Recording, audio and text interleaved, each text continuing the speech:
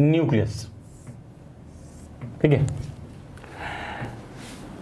तो न्यूक्लियस जो है, ठीक है, उसको हम लोग ब्रेन ऑफ सेल भी कहते हैं। क्यों इसको ब्रेन ऑफ सेल कहते हैं? Because it controls the functioning of cell.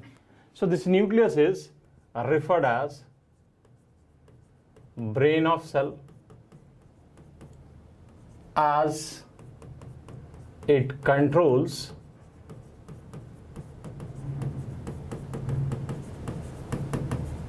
functioning of, तो ब्रेन ऑफ सेल कहते हैं because it controls the functioning of cell.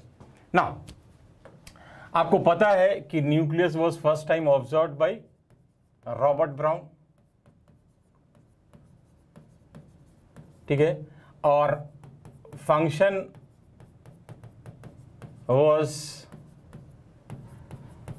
Established bye, मैं आपको सबसे पहले बता चुका हूं, जे हैमरलिंग। ठीक है, उसके बाद एक साइंटिस्ट था फ्लेमिंग, उसने क्या देखा, the content which is present inside the nucleus can be stained by basic dye and he call it chromatin. तो उसके बाद जो अगला साइंटिस्ट यहां पे आया, ठीक है, दैट इज फ्लेमिंग। ठीक है, he observe that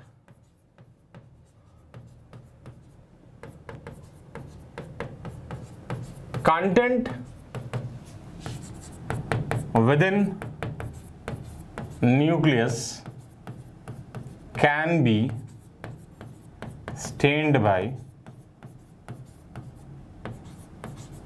basic dye and he called it chromatin। ठीक है, अगर आप न्यूक्लियस के स्ट्रक्चर को देखें, ठीक है, then what you will observe, nucleus जो होता है it is surrounded by outer and inner nuclear envelope. ठीक है, ऐसे करके आपको इसे स्ट्रक्चर दिखेगा।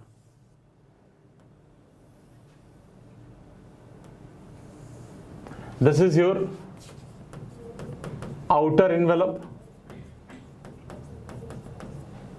ठीक है, and this is your inner envelope. और इन दोनों के बीच में जो स्पेस है, आउटर और इनर एनवेलप के बीच में जो स्पेस है, it is referred as perinuclear space with a dimension of 10 to 50 nanometre. ये याद रखिएगा डायमेंशन। ठीक है, so outer inner envelope is there and the space between outer inner envelope is referred as perinuclear space. उसके बाद आप क्या देखिएगा कि जो न्यूक्लियर एनवेलप है, it is not a continuous structure. ये कॉन्टिन्यूस स्ट्रक्चर नहीं है, at many places it is interrupted and that interruption is referred as nuclear pore. ये जो इंटरप्शन है, इसको हम लोग क्या कहते हैं, न्यूक्लियर पोर। अब इस न्यूक्लियर पोर का काम क्या है? ये जो न्यूक्लियर पोर है, it helps in exchange of material between nucleoplasm and cytoplasm. तो न्यूक्लियस के अंदर और साइटोप्लाज्म से, इन दोनों के बीच में एक्सचेंज ऑफ मटेरियल में ये हेल्प करता है। So this nuclear pore helps in exchange of material between nucleoplasm and cytoplasm. ठीक है, तो न्यूक्लियोप्लाज्म से बाहर क्या जाता है?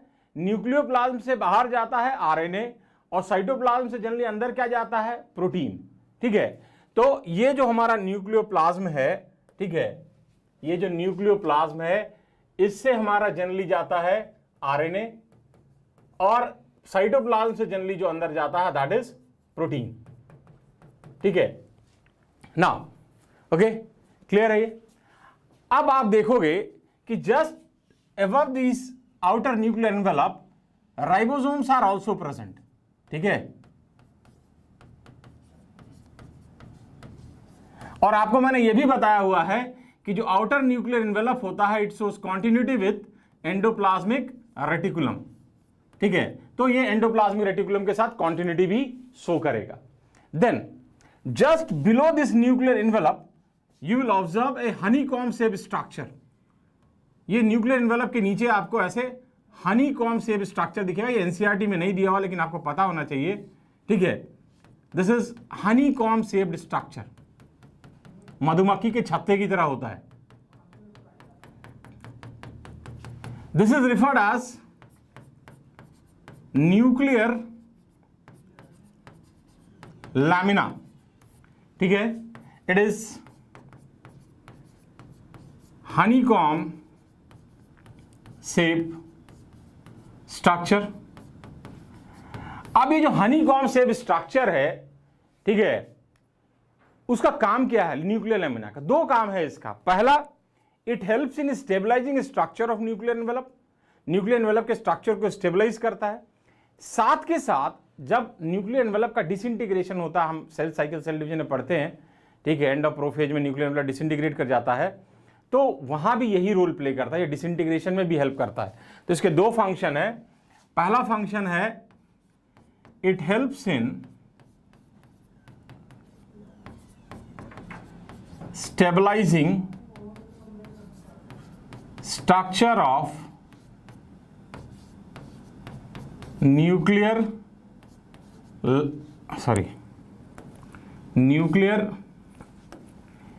envelope, and then it also helps in disintegration of nuclear envelope at the time of cell division। तो दोनों काम करता है ये न्यूक्लियर लैमिना। अब हमारा जो नेक्स्ट आता है, जो कंटेंट न्यूक्लियस के अंदर प्रेजेंट है, उसको हम लोग कहते हैं न्यूक्लियोप्लाज्म। ठीक है, अब आप न्यूक्लियस में क्या देखोगे? spherical body is present, not bounded by any membrane, and that is referred as nucleolus. ठीक है, न्यूक्लियोलस जो होता है, हम कहते हैं it's content is in continuation with nucleoplasm. मतलब इसका क्या हुआ, कोई मेम्ब्रेन नहीं है, ये न्यूक्लियोप्लाज्म के साथ कॉन्टिन्यूटी में है। ठीक है, देन यहां पे आप क्या ऑब्जर्व करोगे, जो साइज और नंबर ऑफ न्यूक्लियोलस है, size and number of nucleolus depends upon the physiological state of cell. ठीक है, एक भी न्यूक्लियस हो सकता है, एक से ज्यादा भी हो सकता है। ठीक है, तो हम कहते हैं कि size and number depends on physiological state of cell. ठीक है, न्यूक्लियोलस जो है कब ज्यादा होगा, तो तब ज्यादा होगा जब इसका काम ज्यादा होगा। काम ज्यादा कब होगा, जब प्रोटीन सिंथेसिस ज्यादा हो रहा हो, क्योंकि nucleolus is site of rRNA synthesis which is component of ribosome and ribosome is required during the process of protein synthesis। तो हम न्यूक्लियोलस को राइबोसोम फैक्ट्री भी कहते हैं। It is also referred as ribosome factory. ठीक है, क्यों कहते हैं, because it is site of rRNA synthesis. तो यहां पे आरआरएनए का सिंथेसिस होता है and that's why it is referred as ribosome factory. ठीक है ना, उसके बाद आप क्या देखोगे, यहां पे जेनेटिक मटेरियल प्रेजेंट होगा and that genetic material is DNA and it is present in form of chromatin fibres. ठीक है, so this is your chromatin, जो कि फर्दर कंडेंस होके क्रोमोसोम फॉर्म करता है। ठीक है, जो कि अभी हम लोग क्रोमोसोम के टाइप्स पढ़ेंगे अभी आगे। अब देखो, जो डीएनए है, ठीक है, उस डीएनए का पैकेजिंग होता है, आपने पढ़ा होगा मॉलिक्यूलर बेसिस ऑफ इनहेरिटेंस में, ठीक है। पैकेजिंग से पहले हमारा न्यूक्लियोसोम बनता है, ठीक है, न्यूक्लियोसोम से फिर हमारा क्रोमैटिन बनता है, ठीक है, फिर क्रोमैटिन से हमारा क्रोमोसोम बनता है। तो ये जो पैकेजिंग हो रहा है, it is with the help of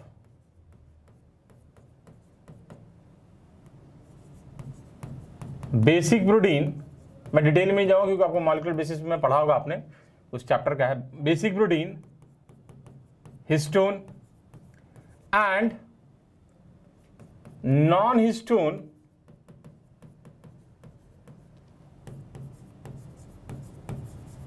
chromosomal protein and RNA, ठीक है। तो ये सब रिक्वायर्ड है पैकेजिंग के लिए, ओके ना। अब जब पैकेजिंग आप देखोगे तो क्रोमोसोम आपका बन गया। अगर आप किसी क्रोमोसोम को देखोगे तो इट हैज 2 आर्म्स, ठीक है। These 2 arms are joint with the help of centromere और प्राइमरी कंस्ट्रिक्शन, ठीक है, okay. Then what you will observe on both sides of these primary constriction, disc-shaped structure is present, and this disc-shaped structure is referred as kinetochore. We call it kinetochore. ये जो kinetochore है, it provides site of attachment for spindle fiber at the time of cell division. So this kinetochore provides site of attachment to spindle fiber, ठीक है ना।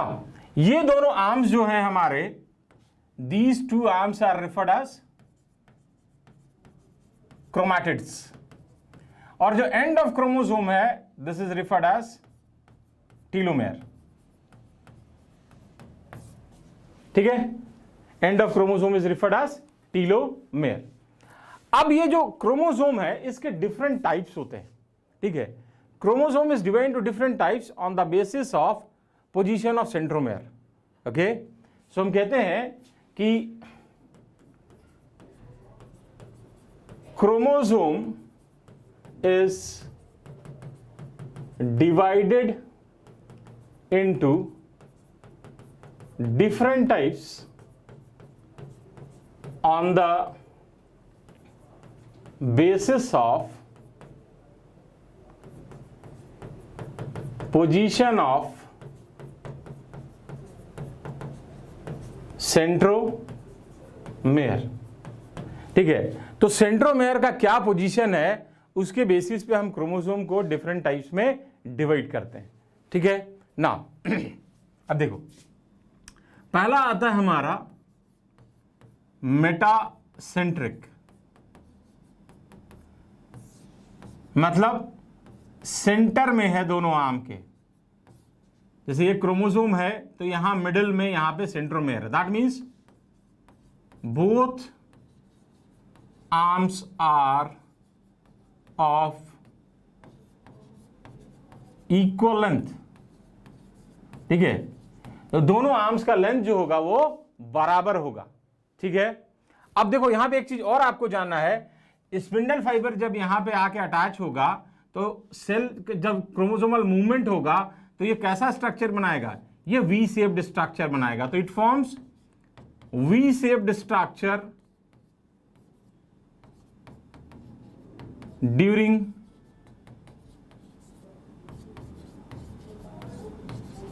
Chromosomal movement,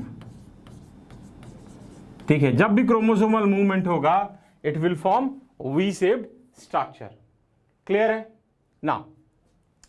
दूसरा जो हमारा type आता है दैट इज सब मेटासेंट्रिक। ठीक है, तो इसमें क्या होता है, it is centromere is slightly away from centre. ठीक है, सेंटर से स्लाइटली अवे होगा, तो ऐसा कुछ होगा। तो one arm is slightly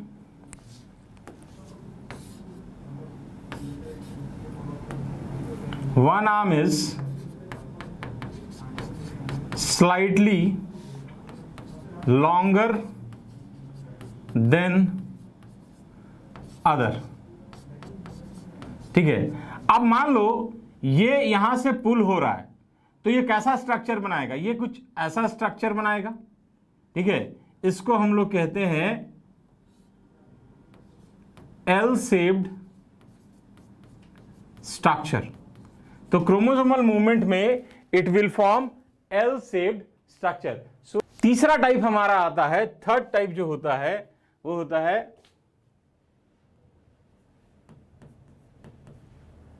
acrocentric. ठीक है, एक्रोसेंट्रिक में क्या होता है कि सेंट्रोमेयर जो होता है it is towards one and. ठीक है, centromere is towards one and. ठीक है, centromere is towards one end।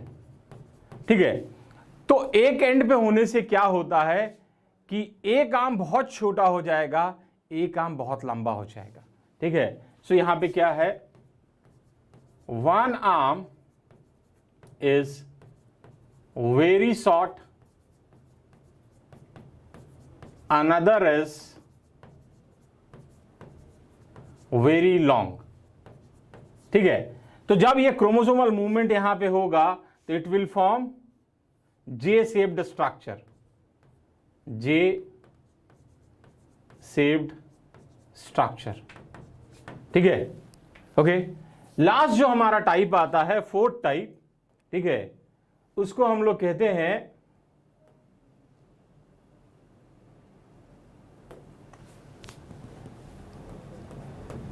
Telocentric.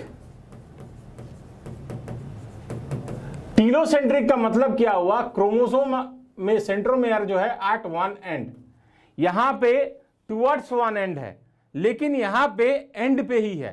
तो in telocentric centromere at end, और ये जो है इट फॉर्म्स it forms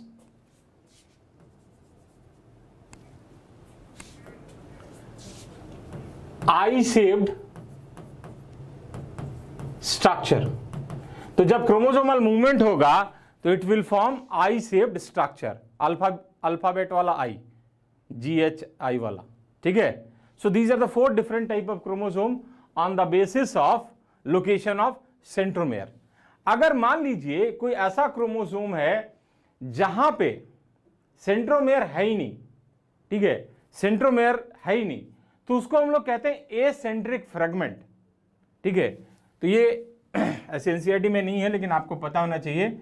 हम लोग कहते हैं कि chromosome without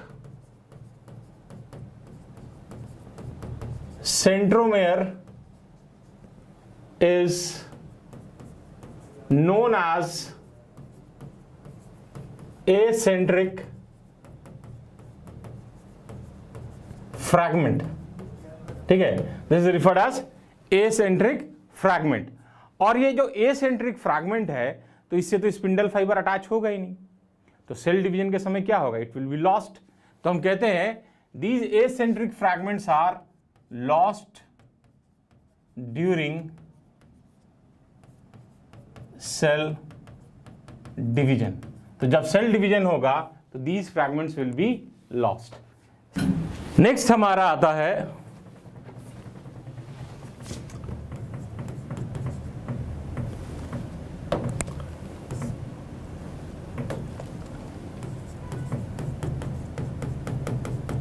satellite chromosome.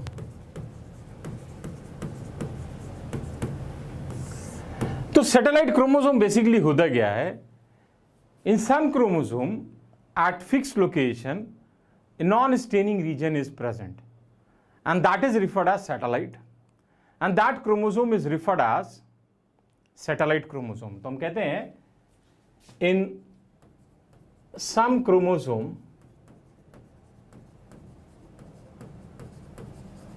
at fixed location a non-staining